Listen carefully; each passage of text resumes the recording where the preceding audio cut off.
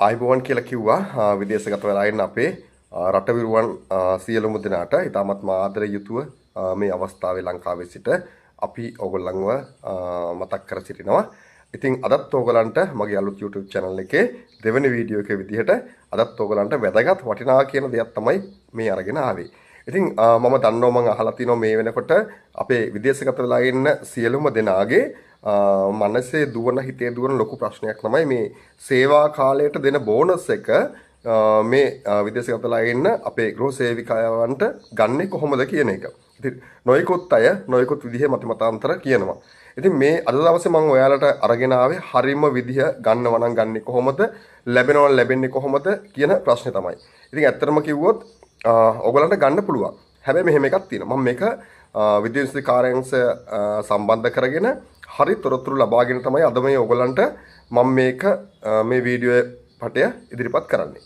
ඉතින් ඒක නිසා ඔයගොල්ලෝ ලංකාවේ සිට රටට එනකොට රැකියාවට එනකොට ඔයගලන්ට දෙනවා සේවා ආකෘතියක්. හරි? ඒකේ ඔයගොල්ලෝ ෂයින් කරනවා. හරිද? ඒකෙදි අනිවාර්යයෙන්ම ඔයගලන්ට තියෙනවා ඒක අස්සම් කරලා පස්සේ වසර 2ද වසර 3ද වසර 4ද කියලා ඒකේ ඇග්‍රීමන්ට් ෂයින් කරනවා අනිවාර්යයෙන්ම. හරිද?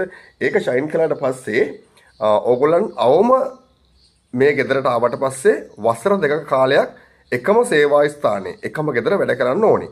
අන්න එහෙම කරලා තිබුණොත් තමයි ඕගොල්ලන්ට මේ ප්‍රතිලාභය ලැබෙන්න සුදුසුකම් ලැබෙන්නේ.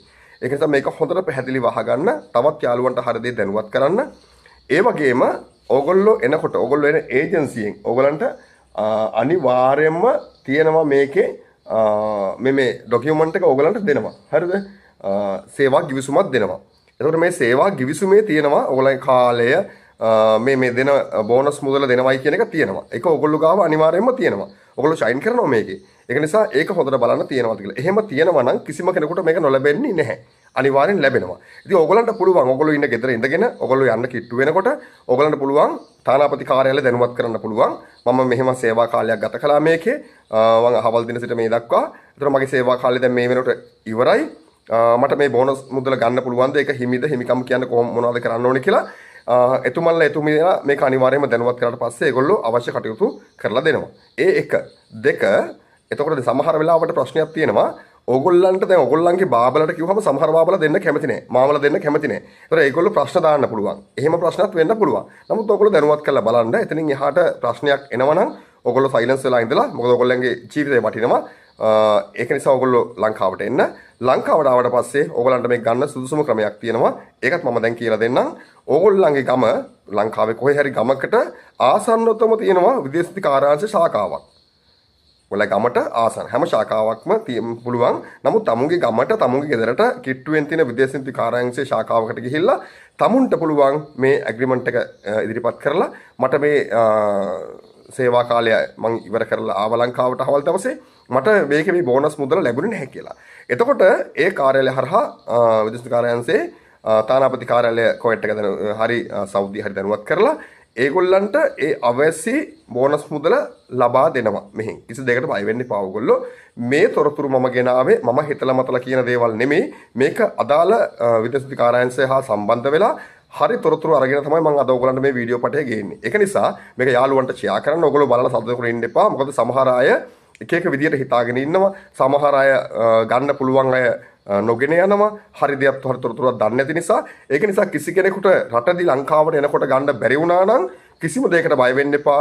ලංකාවට එන්න ඇවිල්ලා ඔයගොල්ලෝ ළඟම තියෙන කිට්ටුම බ්‍රාන්ච් එකට ගිහිල්ලා ඔයගොල්ලෝ මේකේ කම්ප්ලේන් එකක් දාලා ඒ හරහා ඒගොල්ලෝ සබදේව කටයුතු කරලා ඒ රටට අදාළ ලිපි ලේඛනය අවලා ඒ මුදල ඔයාලට ලබා දීමට කටයුතු කරනවා කියන එක මම ඉතා සතුටින් යුතුව ඕගලන්ට දැනුම් දෙනවා මේ වෙලාවේ. ඉතින් අදට මෙච්චරයි කියන්න තියෙන. මොනවා හරි තිබුණොත් කමෙන්ට් සෙක්ෂන් එකේ අහන්න ඕගොල්ලෝ. ඒ අහනකොට මම ඒවට උත්තර අරගෙන එනවා. ඕනම කෙනෙකුට මට කරන්න පුළුවන් උදව්වක් මම කරනවා. දන්නේ නැති ඕනම දෙයක් අහන්න අපි ඉන්නේ ඕගොල්ලෝ වෙනුවෙන් බැඳිලා ඕගොල්ලන්ගේ නොදන්න දේවල් ඕගොල්ලන්ට දැනගන්න කරගන්න බැරි දේවල් අපි කරලා දෙන්න තමයි. හිතන්න එපා ලංකාවෙන් එතරට ගියයි කියලා ඕගොල්ලෝ රැකී ආරක්ෂාව සඳහා ඕගොල්ලෝ තනි වෙලා කියලා හිතන්න එපා. මම වගේම තවත් සෑහෙන පිරිසක් ඉන්නවා ඕගොල්ලන්ට උදපදව් කරන්න. ඉතින් ඒ ඔක්කොමලා ඉන්නේ ඕගොල්ලන්ට උදපදව් කරන්න. කිසිම වෙලාවක තනි වෙලා කියලා හිතන්න එපා. එහෙනම් ගිහින් එන්නම් ඔක්කොටම ආදරේ ජයෙන් ජය වේවා කියලා ප්‍රාර්ථනා කරනවා.